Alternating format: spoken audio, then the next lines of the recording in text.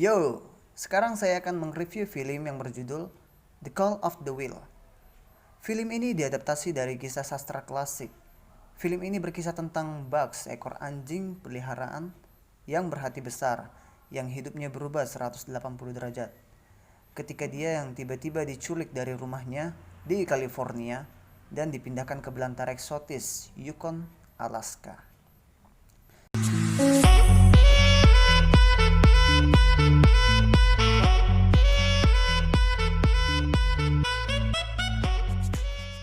Kita langsung aja ke ceritanya ya, ke alur cerita filmnya.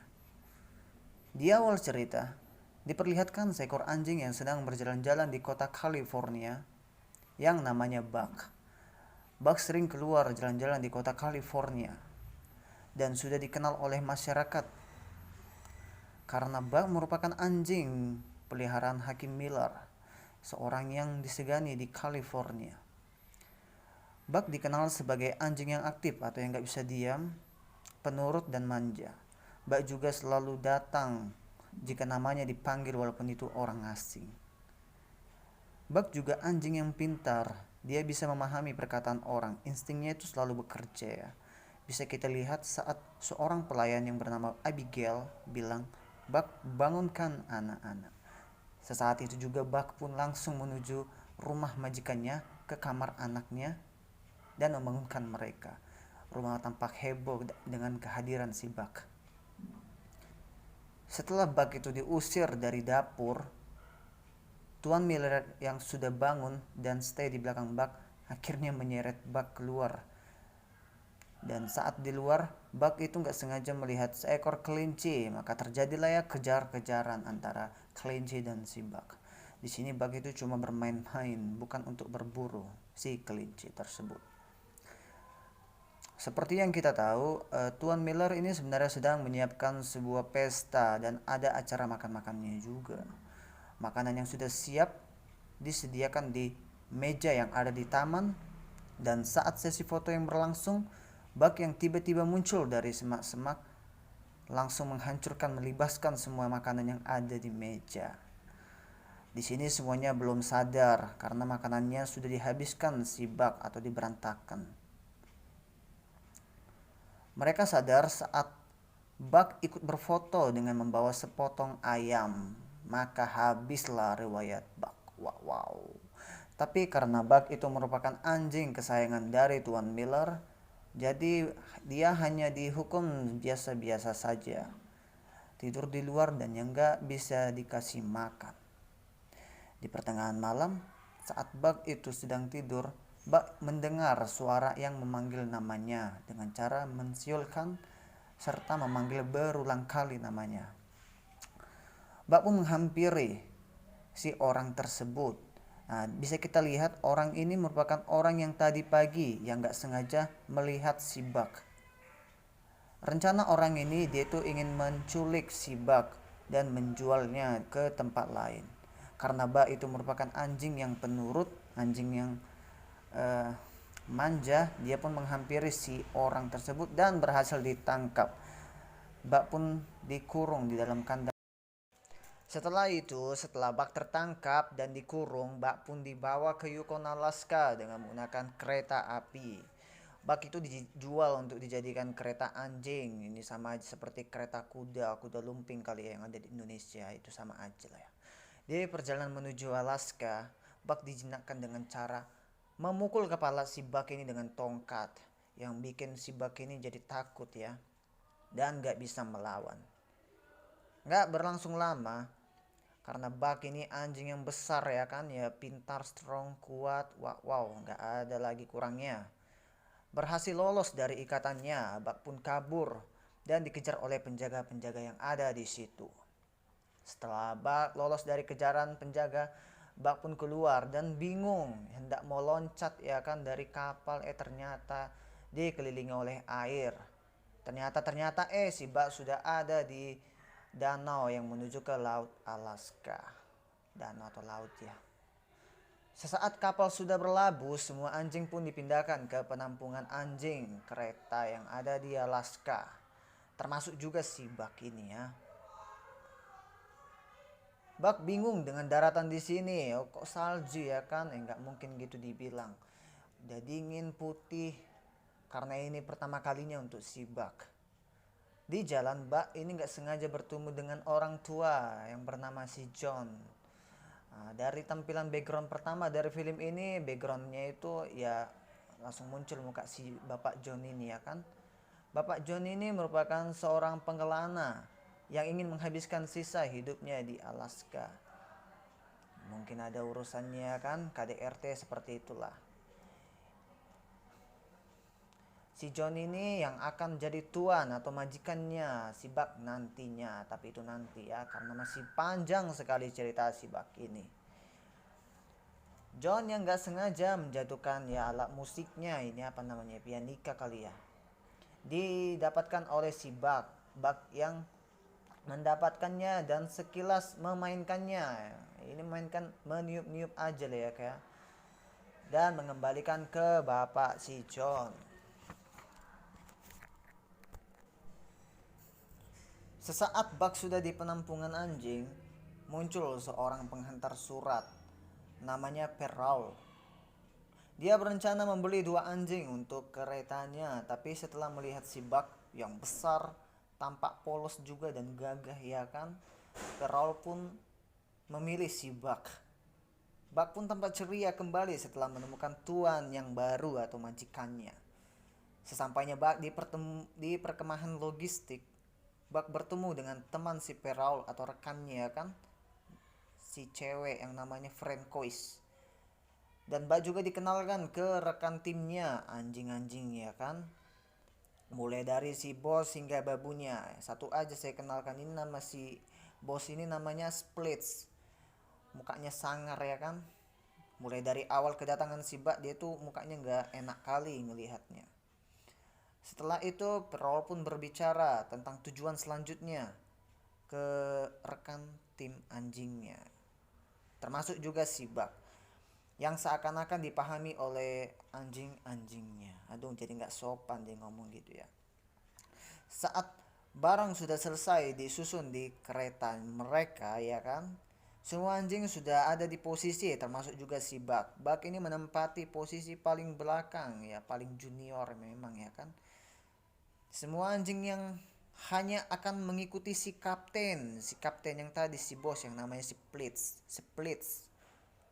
Saat kereta mulai bergerak, Buck pun baru pertama kali menjadi anjing penarik, mengacaukan jalannya kereta yang membuat kereta mereka jatuh ke jurang. Di sini Splits ini sudah mukanya udah nggak enak kali karena kelakuan si Buck yang nggak serius. Memang si Buck ini kan ya yang baru-baru ya, pasti harus di training dulu lah. Setelah itu malam pun tiba.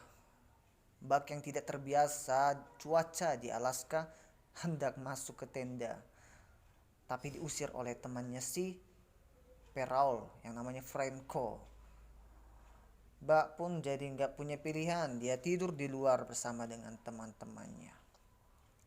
Di luar Buck ini melihat rasa takutnya yang berbentuk serigala hitam yang buat dia mengaum-mengaum ya, seperti serigala yang ada di gunung-gunung ya, begitulah.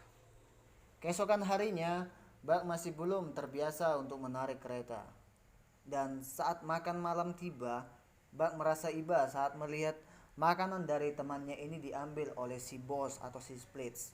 Buck akhirnya memberi makanannya kepada si temannya ini dan juga membantu mencarikan minum untuk rekan-rekannya. Keesokan harinya juga akhirnya si Buck sudah mulai terbiasa di posisinya sekarang. Dan sesaat melewati sebuah danau, gak sengaja si Franco terjatuh ke dalam danau. Dan dia hampir aja tenggelam. Dan dengan cepatnya Buck yang melihat membantu atau menolong si Franco, yang membuat si Buck ini tenggelam. Perrault berusaha menolong si Buck, tapi sayang si Buck ini gak muncul lagi ke dasar. Sesaat si Perrault sudah putus asa, tiba-tiba ada yang memberikan tongkat, yang ternyata itu si Buck. Akhirnya mereka pun bahagia, salah belum. Splits yang cemburu melihat kedekatan antara si Buck dengan si Perrault. Akhirnya malam hari si Splits ini menantang si Buck. Saat Splits menantang si Buck, di ronde pertama Buck ini beberapa kali digigit oleh si Splits yang membuat si Buck ini kalah terkapar. Kemudian muncullah kembali serigala hitam. Buck yang melihat temannya diancam oleh si Splits, Buck pun bangun dan menantang kembali si Splits. Di sini si Splits ini nggak ada takut-takutnya ya kan, walaupun si Buck ini anjing yang besar ya kan. Saat si Buck ini udah mulai marah, nampaklah diserang. Saat si Buck ini mulai berkelahi dengan si Splits, Splits pun hanya sekali gigit aja KO, yang membuat leher si Splits ini terluka, tapi yang nggak mati. Keesokan harinya Splits yang kalah pergi meninggalkan timnya dan gak kembali lagi. Posisi si Splits ini pun diganti oleh si Buck. Si Buck akan menjadi pemimpin dalam keretanya selanjutnya. Tapi si perahu tuannya ini gak setuju karena si Buck ini masih baru dan masih di training, harus di training lagi. Salah. Dan rencana akan dipimpin oleh anjing lain yang lebih lama. Tapi semua anjing ini nggak ada yang mau memimpin karena hanya ada satu pemimpin, yaitu si Buck. Peraul yang nggak bisa, yang udah pasrah, ya udahlah, berikan kesempatan kepada si Buck. Buck yang sudah ada di posisi pemimpin, Buck pun semakin semangat karena dia sudah jadi pemimpin sekarang. Di perjalanan terjadi sebuah longsor salju yang membuat Buck harus menghindar. Tapi serigala hitam muncul kembali dari arah berlawanan. Si peraul sudah bilang ambil kiri, si Buck ambil kanan karena si Buck ini punya insting yang luar biasa. Si Buck pun mengikuti instingnya. Dia mengikuti arah ke serigala hitam tersebut. Dia masuk ke dalam gua dan akhirnya mereka pun selamat dan tepat waktu dalam pengantaran logistik ataupun surat-suratnya. Itulah. Sesampainya di desa Dawson, semua tampak senang dengan kehadiran si Peraul dan timnya. Mereka datang tepat pada waktunya, nggak seperti biasanya selalu telat. Malam pun tiba. Di sini ditampilkan Bapak John yang sedang menuliskan sebuah surat untuk istri tercintanya. Keesokan harinya Bapak John telat memberikan surat ini kepada si Peraul dan nggak sengaja dilihat Buck dan akhirnya mereka pun berhenti dan menerima surat dari Bapak John tersebut. Selanjutnya ditampilkan di sini Peraul tiba-tiba mendapatkan sebuah surat yang memerintahkan agar dia menghentikan pekerjaannya karena akan dibuat sebuah telegram. Jadi jasanya itu akan dihentikan mulai saat ini, yang membuat si Buck dan teman-temannya dikurung kembali ke kandang. Buck yang dikurung kembali tampak sedih dan tidak ceria kembali pada seperti biasa-biasanya.